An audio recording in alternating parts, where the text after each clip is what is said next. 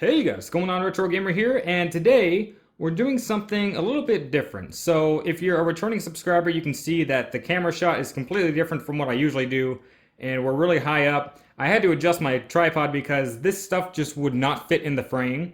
So I hope it still looks okay and it sounds okay. But what I wanted to do is I wanted to show you the NEC PC FX. So what is this game console? Is it any good? Why was it only released in Japan? Well, I'm going to try and help answer some of those questions. I'm still a new person to the PC FX myself. I've really been wanting one for, man, over a year. And I finally found one that I thought was a good enough deal and I bought it. And I'm really happy with it. You know, it being boxed and everything, I'm pretty happy with what I got. But I want to show you the whole thing itself and we'll go from there. So this right here is the PC FX. So this is the successor to the NEC PC Engine. Or in the States, it was the TurboGrafx 16. Didn't fare too well in the States, but it thrived in Japan. The PC Engine was like the hot thing in Japan. It went up right against the Nintendo Famicom. Like, it was really popular. And so after this, of course, you know, with the PC Engine, they released a CD add-on.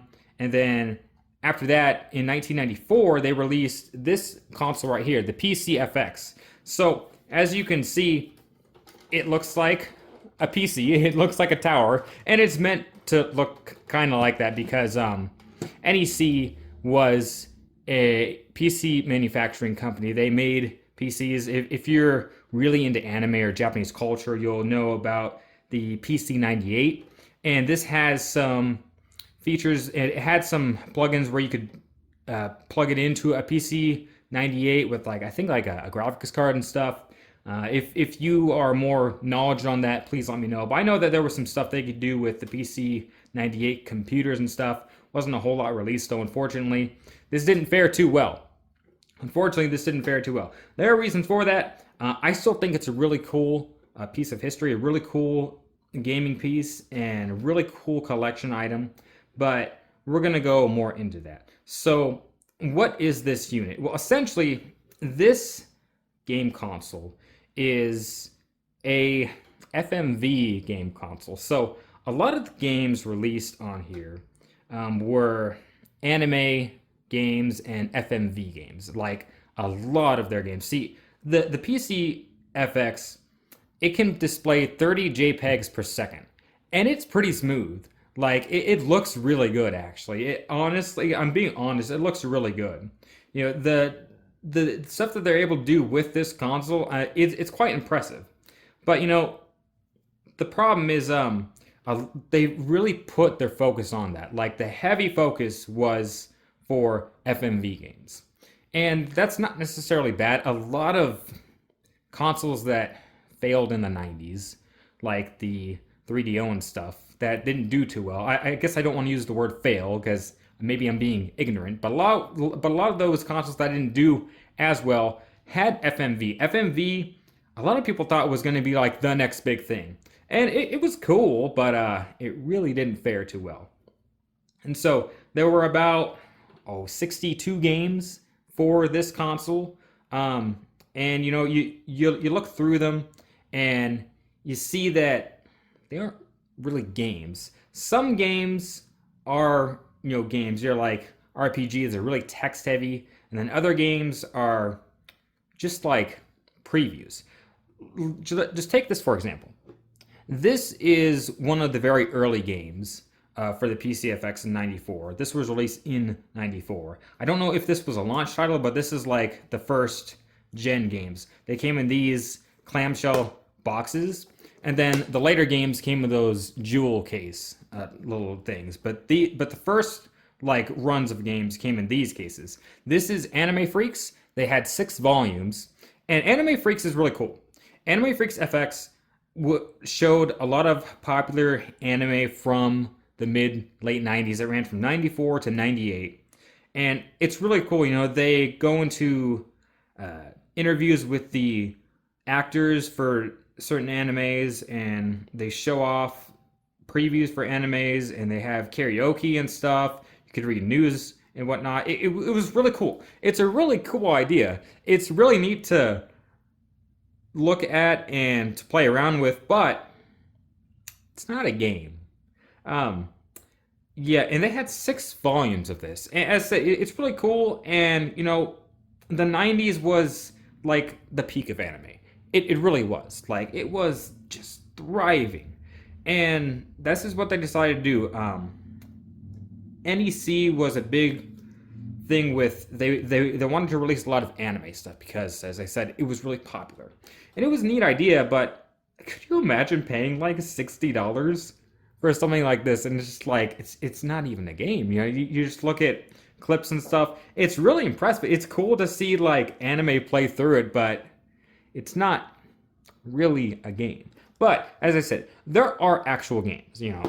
With this one, Blue Breaker, this is a RPG with FMV clips, as you can see in the back. Like you have all these picture stuff, and like there is like moving clips and stuff. There are moments where it turns into like looking like an anime, and then it goes back to the game. Like when you boot up the game, it has like a full anime done intro. Like it is impressive. I was like, hey yo, is this an anime? Like it's cool. I like the culture around the PCFX. I really like what they did. They had this special FMV 30 JPEG per second technology, and they were like, let's do the most with it, but with anime. And it's really cool.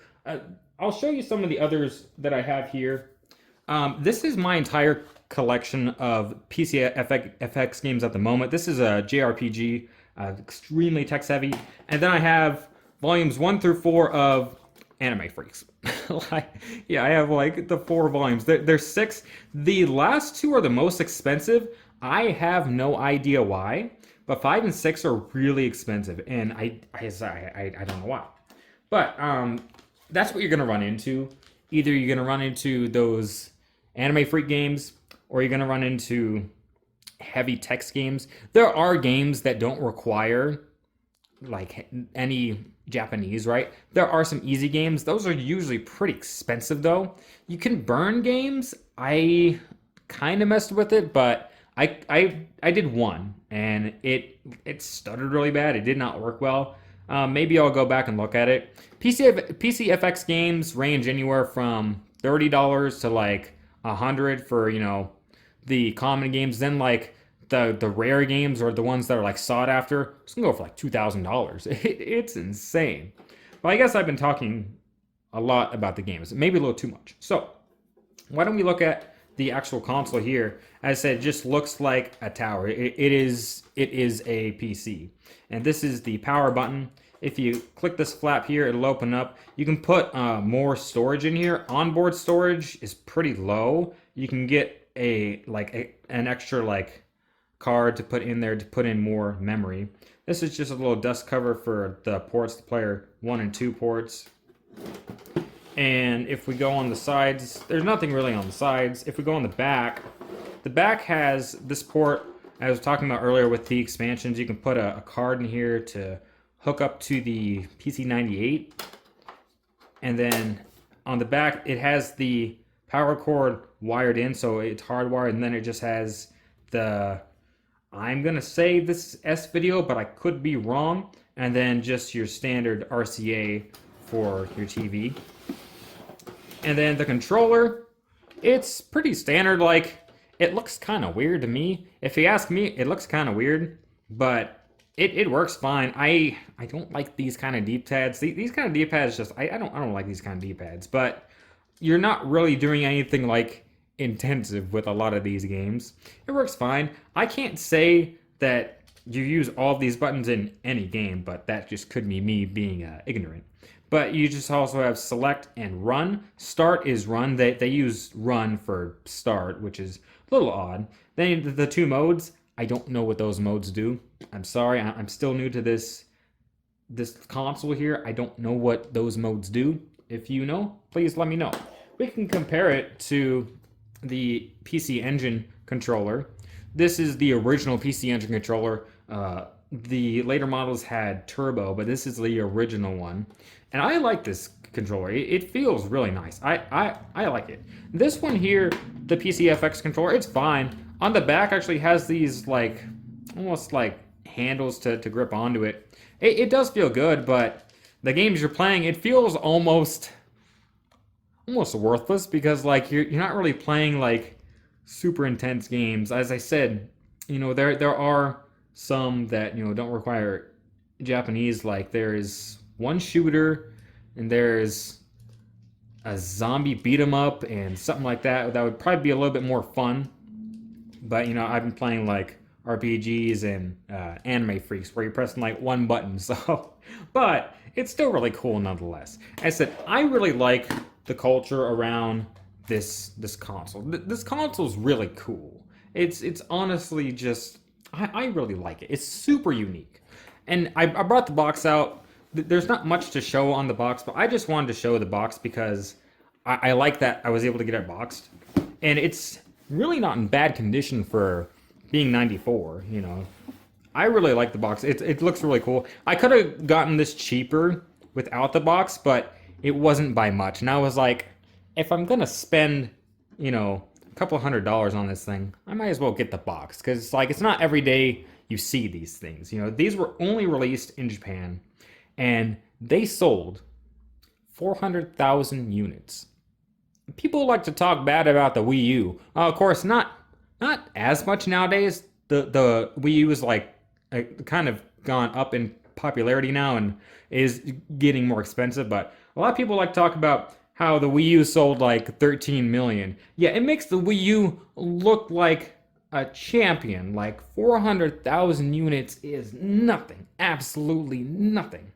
And that could be a reason why they chose not to send it to the States. I don't actually know the reason. I cannot give you the reason on that. But regardless, this is only in Japan. If you want to pick one of these up, you can get them on eBay for anywhere from like $230 to $400. Just kind of depends. This is a collector's piece, though. There are very few games that have been translated into English, and one of the most popular or well-known ones is like some type of hentai novel. It's out of all the games, the community chose that one. They're like, we have to translate that one. There's a really well-known game on here, Team Innocence. It's a pre-Resident Evil horror game, and they were doing translation work for a long time. It's been halted from what I understand. It's like, man, out of all the games, you didn't want to do Team Innocence. Nah, we gotta get this hentai one out, man. Like, stat. There's only a couple of ones that I know of that have been English translated, so, this is really just a collector's piece. It's really just a collector's item. It's super cool. I like this thing. I really love the culture around it. But at the end of the day, it's not something I would recommend. It is really not something I would recommend. Unless you're really hardcore retro game collector or you're really into Japanese culture, then if you have the spare money, yeah, you can go ahead, but I can't imagine you would boot this thing up every day to play it. I'm sure there are hardcore fans that play their PCFX every day. I'm not one of those fans. I'm going to tell you right now, I'm not one of those fans. I love this thing in my collection. It's a cool piece. I play it every now and then, but this is not something I boot up every day. That's for sure. But it's a cool piece. I really like the PCFX. What are your guys' thoughts? Have you ever heard of the PCFX? Do you think it's a cool console? Do you think it's lame? Let me know in the comments below. But guys, that was my showcase for the NEC PCFX. So guys, from RetroGamer, if you liked the video, please like, comment, and subscribe. And I will see you guys back here with another review. See you guys then.